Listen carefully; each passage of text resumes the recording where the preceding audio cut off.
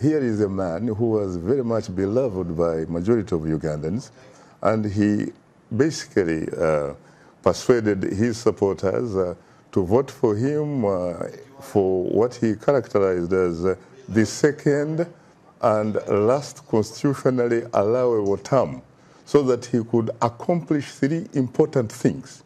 One was to professionalize the army. The second was to secure a regional economic market. And guess what? The third was to choose a successor. This was 2021, and today is 2018. Yeah, I think it's fascinating, and you brought this up during the conversation we were just having. If you read what he was writing and speaking about in public in 1986, is, you know, he said very clearly, the problem in Africa is leaders who overstay their time in power, and here we are 32 years later. But he corrected himself later in a BBC interview that actually what he meant was the leaders who stay in power without being democratically elected. Right. And later in Kisumu, in Kenya, he actually said being in power for a very long time is a very good thing. It's a major asset because he has since become an expert in governance. Right. And I think what Museveni and others in the region have done a masterful job of doing, to be quite honest, often with the support of the West and the United States in particular, is portray himself as a bastion of stability in an otherwise unstable, tenuous region. Is that true? So my point there is that stability for whom? Who is that stability for? Is it stability? What is the definition of stability, really? Right. And if you have no, for example, if you have no socio-economic justice for your people, is that stability really? No. That's exactly the crux of the question, is you have to ask yourself that. Is it stability for the political opposition who is routinely beaten, jailed, killed, exiled, or disappeared? Is it stability for journalists and the press who are being savagely beaten by Museveni's security forces in the streets of Kampala?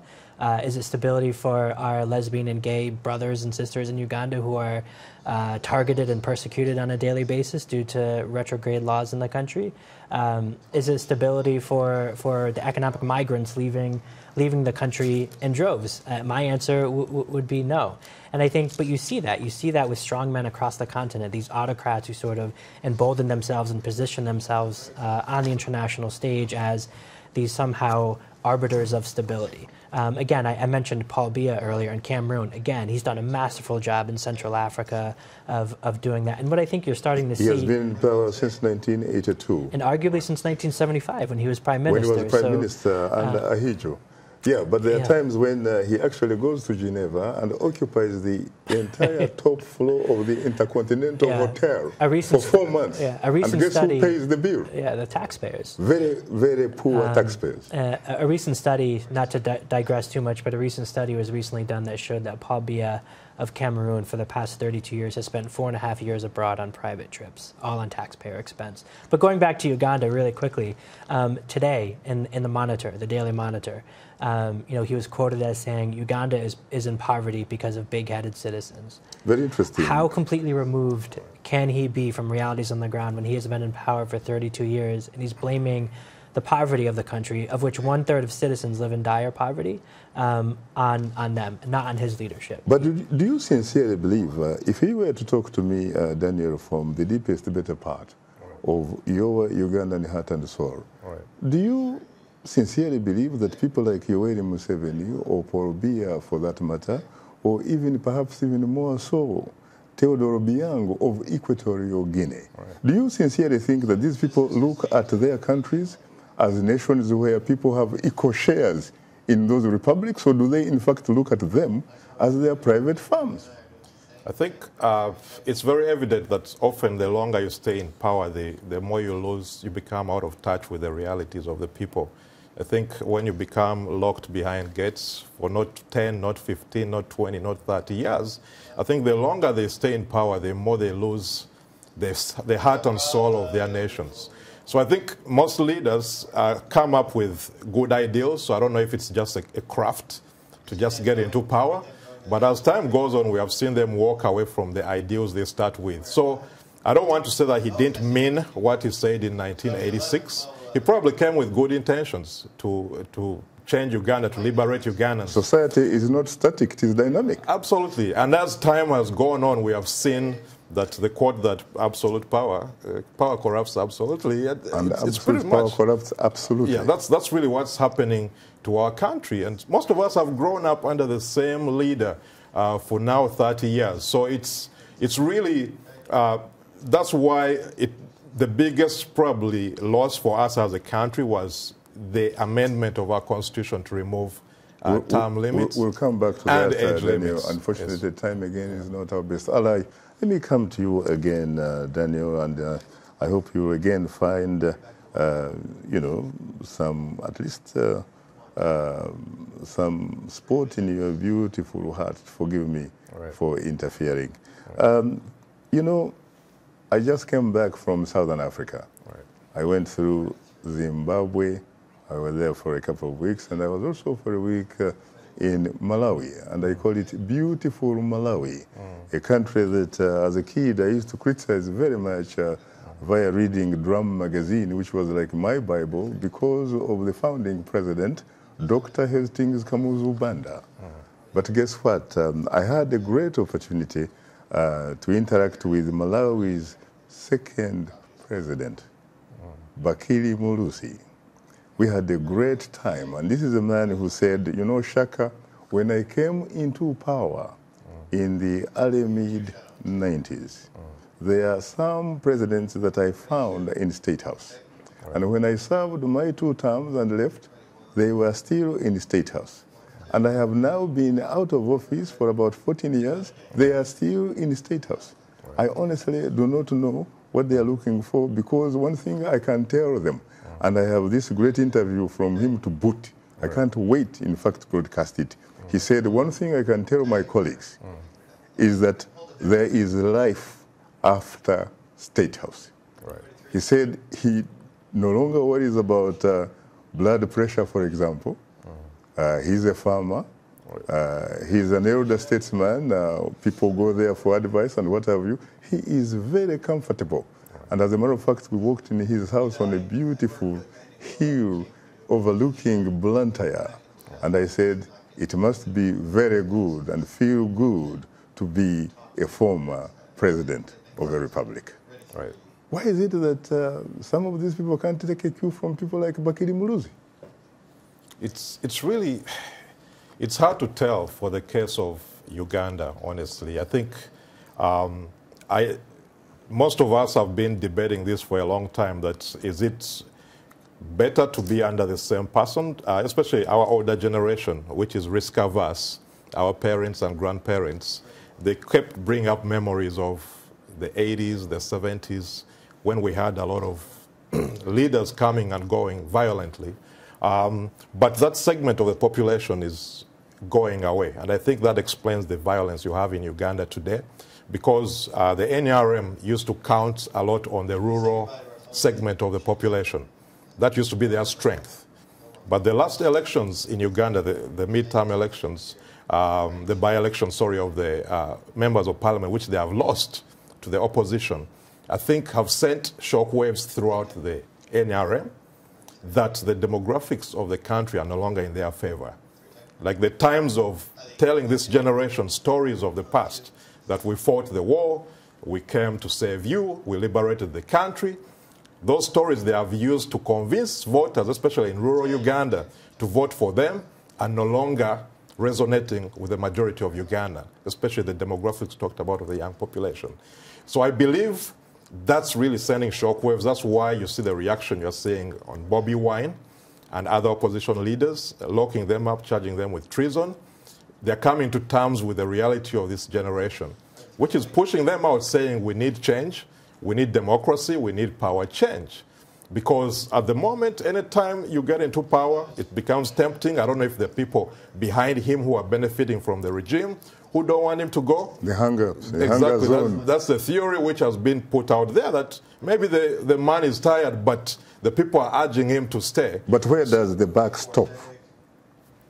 Until death, it seems. Who do you think puts those hangers on in those positions? They don't put themselves there. Right.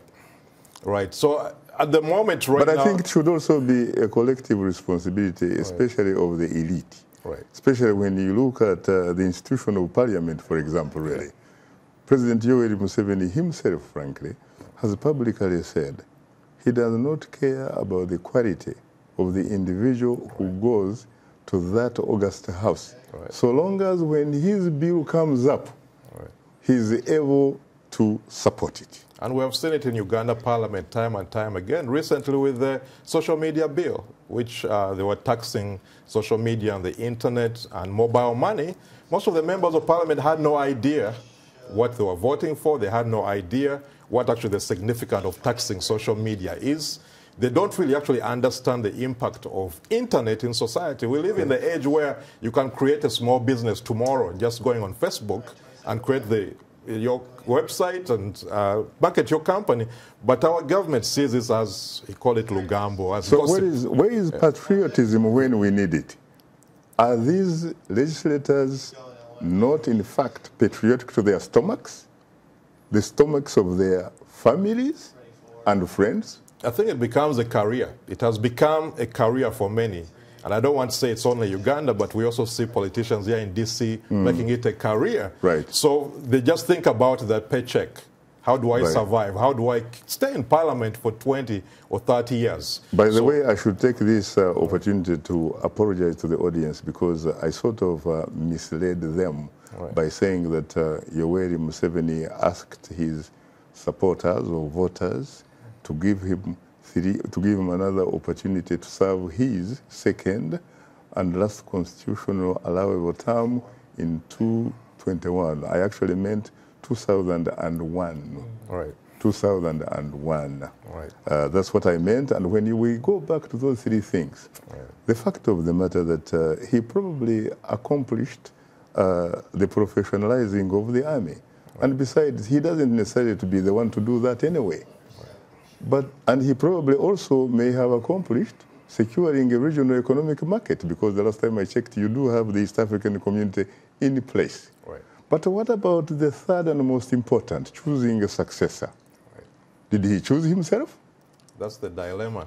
That's the dilemma. And that's why I think you have seen people like Amama and Babas get frustrated and leaving. Mugisha Muntu getting frustrated and leaving, Kizza Besigye getting frustrated and leaving. I think that whole generation of leaders also believed that at some point Museveni will give way. But those were also some of the people who probably helped him, as a matter of fact. Yes. Because when you talk about my brother, Amama Mbabazi, he was probably one of those people that was in the front line of championing the idea of Yoweri Museveni, who was uniquely gifted, and therefore should be given an exception. Right. He probably no longer thinks that way. Right. Now, Jeff, talk to me about the international perspective, for example. What can the international community do, really, to help the people of Uganda, to help free the people of Africa? You know, to be honest, I think this all goes back to the conversation you were just having. It's I think a large factor in this entire equation is regional leadership, or the lack thereof, on the African continent. If you were talking about some ex-presidents who've come out recently and been a bit forceful on these issues. I can't wait to air that interview with Bakiri Buluzi. Yeah, I could count on one hand maybe some ex-presidents who have spoken out forcefully. Former Botswanan President Festus Mogae, you've had former President Chissano in Mozambique, recently Obasanjo in Nigeria, but there's a very few. Probably still in Botswana, even Ian Kauma. Ian Kauma. Exactly. And I think sort of circling back to the way in which you started the show, perhaps we need more Kofi Annans in this world. Although he wasn't a head of state, you know, he never hesitated to speak truth to power. Your first guest was talking about the Iraq War, where he came out very forcefully and said this is an illegal intervention. Precisely. He spoke truth to power to the United States and to Britain, which led that illegal, now disastrous intervention. He did that, and of course he was victimized. Exactly, and he was victimized for that. So, and I think the other point too, I think is really important to raise is so often leaders like Museveni try to externalize these issues. They try to say the West or the United States is trying to impose their values on us, and they say this is all about Western finger wagging. But if you look at the African Union Charter on Democracy, it's all laid out very clearly right there. Right. It got off to a slow start, but I now believe there are 26 countries that have actually signed and ratified the AU Charter on Democracy and Elections. You mentioned you were recently in Southern Africa. They have the SADC principles and guidelines governing democratic elections. And you mentioned Zimbabwe.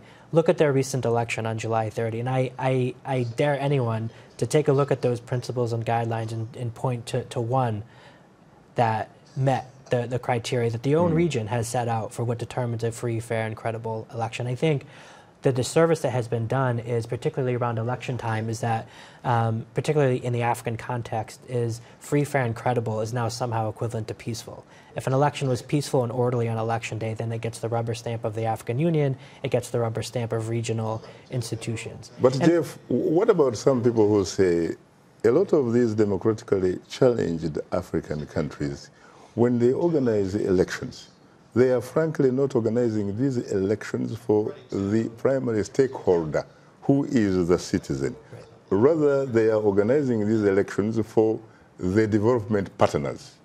Well, I think that's certainly there's an argument to be made for that, but I think also, I think we certainly should applaud the fact that multi-party democracy is now the expected norm, that elections now are the norm.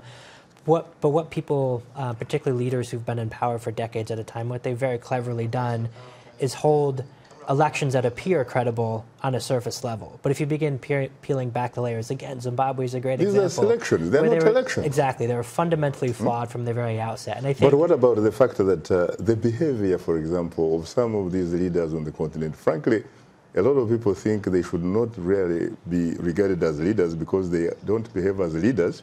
They should be called what they are, which is rulers. Right. That these people are really nyamparas, especially, of Western foreign policy. Right. Nyampara is a Swahili word meaning headman, meaning someone who essentially puts the natives in place and supports whatever the West wants to do, whether it is anti-terrorism policies or whatever it is. And so long as he's able to do that, their Western partners will definitely support them no matter what. Right. When it comes to misbehaving in terms of interacting with their own populations, the Western leaders will look the other way. Right. I think it's important, I think really quickly, a lot of this has been sort of focusing on some of the backsliding taking place, but unfortunately. Yeah. I was going to say focus on some of the positive as well. We mentioned Prime Minister Abiy in Ethiopia as one example to sort of a new breed of African leaders. Could that be the one? Yeah. Really? Yeah. Not the other ones, at least by the Clinton administration. Well, on that note, our guests today are Dr. Daniel Kauma, Jeffrey Smith, Stephanie Dujarric, and Mildred Tuhaise. Ugandan Ambassador Mar Sebuja Katende will not join us due to scheduling conflict. Thanks to our affiliate stations, along with our viewers and listeners. For many of our Voice of America radio affiliates, Learning English is coming up next. And tomorrow morning, it's Daybreak Africa with James Bate. On behalf of the Voice of America, thanks for tuning into Straight Talk Africa. In the meantime, get better, not bitter, Uganda.